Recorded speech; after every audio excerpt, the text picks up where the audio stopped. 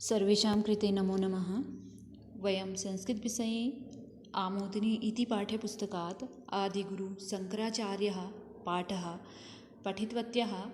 अद्य वयम् आदिगुरुशङ्कराचार्यः पाठः अभ्यासः कुर्मः। आज हम इस पाठ के अभ्यास को करेंगे। अभ्यास में इसमें जो पहला प्रश्न है वो है आम अथवा न इति लिखत।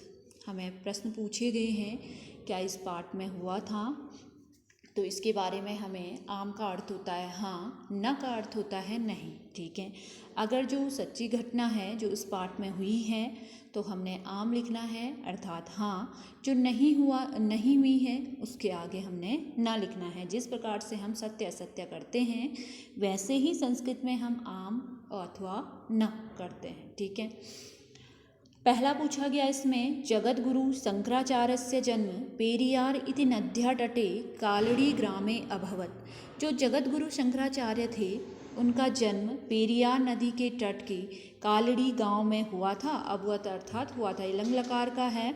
अब पूछा गया आपसे कि हुआ था या नहीं हुआ था, तो आपको पता है कि जो जगद्गुरु शंकराचार्य थे उनका जन्म पेरियार नदी के जो पेरियार नदी के किनारे कालड़ी ग्राम में हुआ था। नदी के तट के किनारे जो बसा हुआ था कालड़ी गांव, वहाँ उनका जन्म हुआ था। तो हम क्या लिख देंगे यहाँ पे, आम लिख देंगे। दूसरा पूछा है सौ सहसा नक्रेण न गृहीता। उसे अचानक, जो शंकराचार्य थे, शंकर थे, उससे अचानक नक्रेण अर्थात मगरमच्छ ने ग्रहण नहीं किया था, मतलब उसे पकड़ नहीं लिया गया था। क्यों नहीं पकड़ा था? गलत प्रश्न पूछा है तो हम यहाँ पे क्या करेंगे, ना।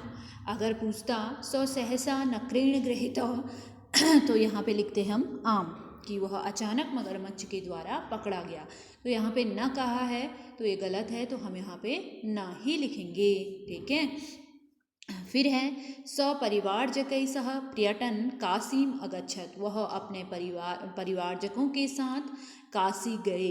तो वह गए थे, अपने परिवारजकों के साथ काशी गए, तो हम वहाँ पे क्या लिखेंगे, आम अर्थात सही। फिर पूछता है मंडन मिश्रेण सह तस्य शास्त्रार्थम न अभवत। हुआ था, उनका मंडन मिश्र के साथ उनका शास्त्रार्थ हुआ था।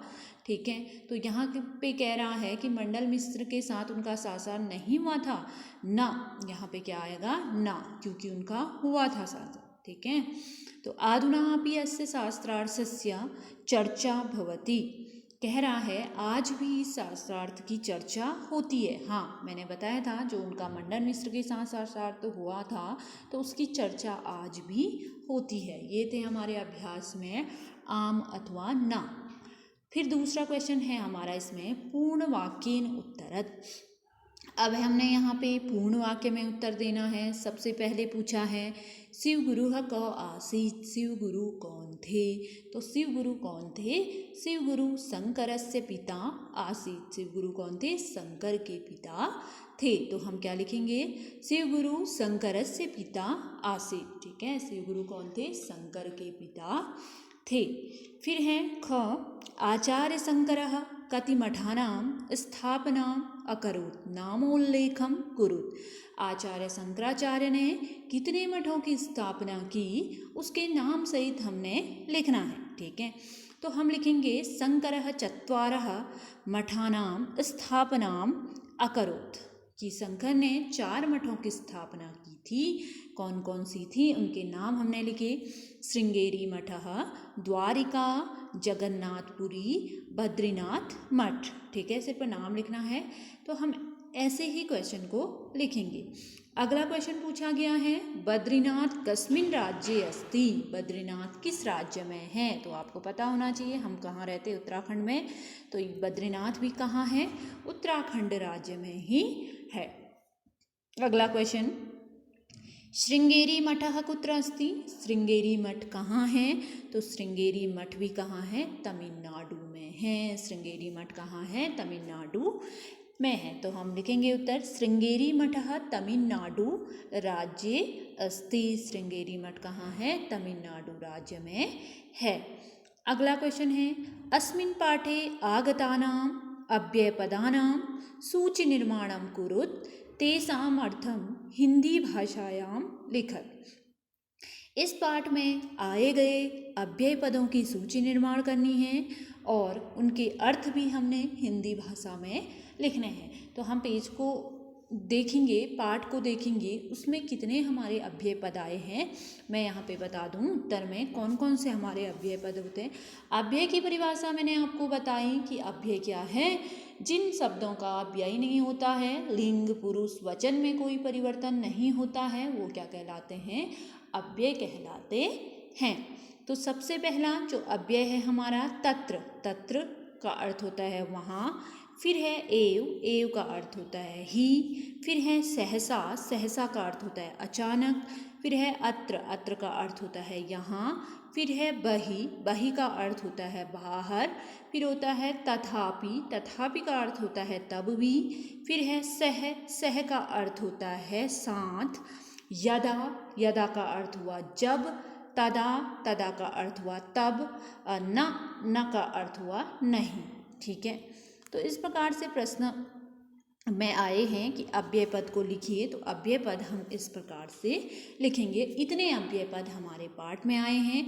अगर आप छान सकते हो, ढूंढ सकते हो, तो आप ढूंढना, कोशिश करना अव्यय पद को किस प्रकार से छांटते हैं। ठीक है, अगला क्वेश्चन है इसमें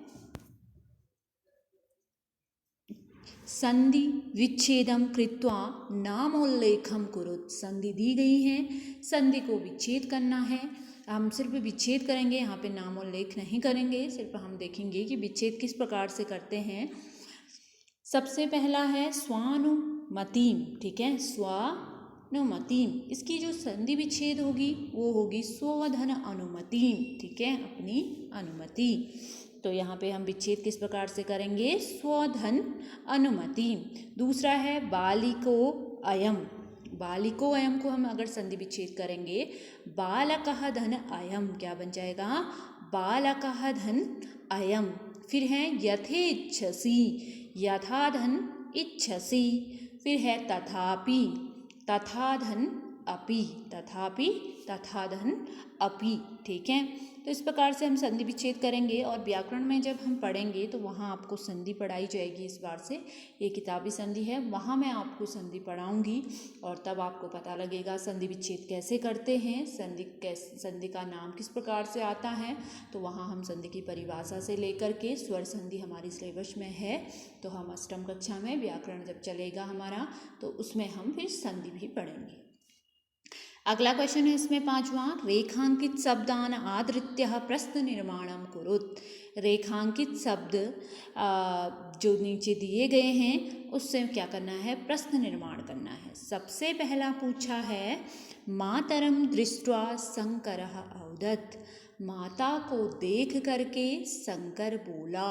अब जो मातरम है उसको हमने क्या करा है, अंडरलाइन करा है। ठीक है, अब इस मातरम को क्या करना है, प्रश्न निर्माण करना है। तो काम दृष्ट्वा शंकरः अवदत्, किसको देख करके शंकर बोला। तो मातरम की जगह पे हम क्या लिख देंगे प्रश्न निर्माण में, काम। क्यों लिखेंगे, जो मातरम है वो स्त्रीलिंग है। अभी हम सोच सकते थे कि यहाँ पे क क्यों नहीं आया, किम क्यों नहीं आया।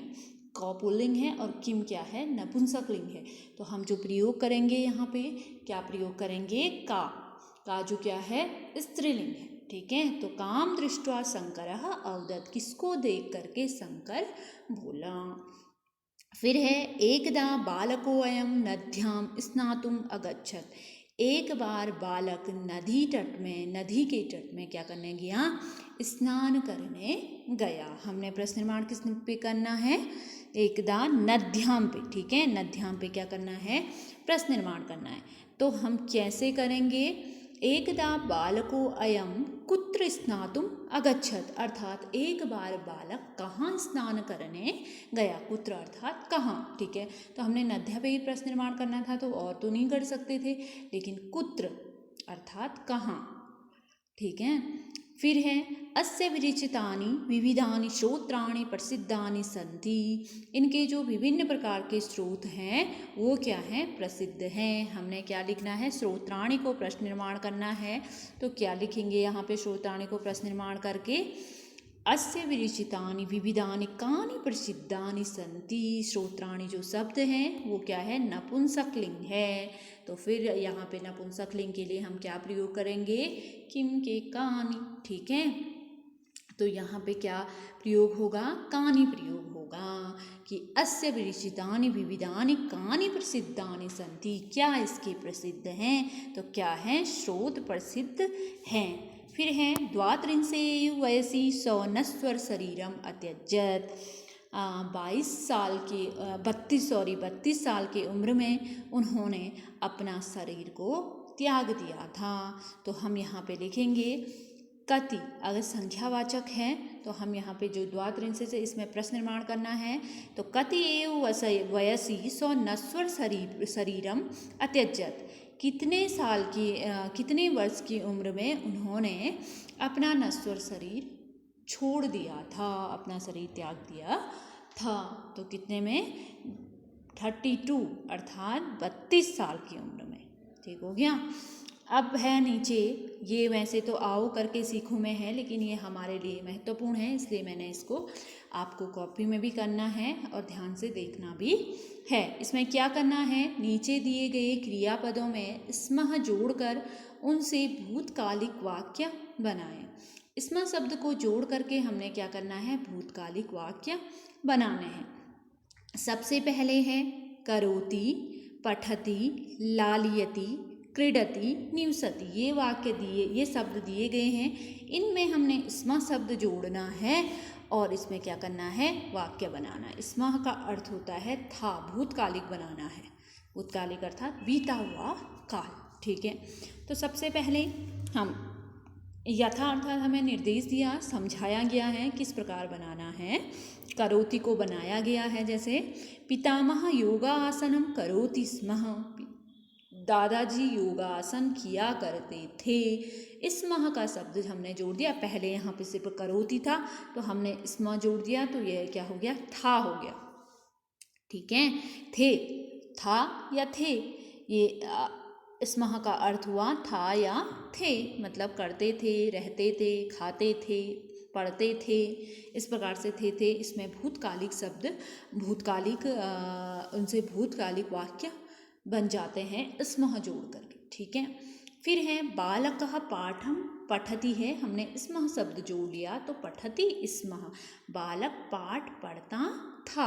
अब क्या हो गया, बालक पाठ पढ़ता था। फिर है अम्बा बालकम लालयति है, लालयति में हमने स्मः शब्द जोड़ दिया तो लालयति स्मः, माँ बालक का लालन करती थी। अब क्या बन गया है, थी बन गया, था बन गया, थे बन गया, स्मः शब्द जोड़ने से। ठीक है, फिर है छात्रः कन्दुकेन क्रीडति स्मः, छात्र क्या है, बॉल से खेलते थे। क्रीडति अर्थात खेलते, स्मः अर्थात थे, तो बालक क्या करते थे, बॉल से खेलते थे, छात्र गेंद से खेलते थे। ठीक है, छात्रः एक है तो छात्रः कन्दुकेन क्रीडति स्म, छात्र गेंद से क्या करता है, खेलता था। फिर है मठे एकः मुनि निवसति स्म, मठ में एक मुनि रहता था। मठ में क्या रहता था, एक मुनि रहता था। तो इसमें जब हमने स्मः शब्द जोड़ दिया तो यहाँ क्या प्रयोग आ गया, था का प्रयोग आ गया। ठीक है, अपने तरफ से भी हम वाक्य बना सकते हैं। ठीक है, ये तो मैंने आपको बना के दे दिए, जैसे बालकः पाठम पठति स्म, तो यहाँ पे बालिका पाठम पठति स्म भी हो सकता है। अहम पाठम पठामि स्म, मैं पाठ पढ़ती थी, इस प्रकार से हम बना सकते हैं। ठीक है, तो अपने भी वाक्य हम बना सकते हैं, क्या जोड़ करके, स्मः शब्द जोड़ करके, लेकिन वाक्य क्या होना चाहिए, शुद्ध होने चाहिए। तो आज आप लोग इन प्रश्न उत्तरों को देखेंगे, मैं आपको प्रश्न उत्तर भेज भी दूंगी, इनको आप अपनी कॉपी में भी करोगे। तो अस्तु, नमो नमः, धन्यवाद।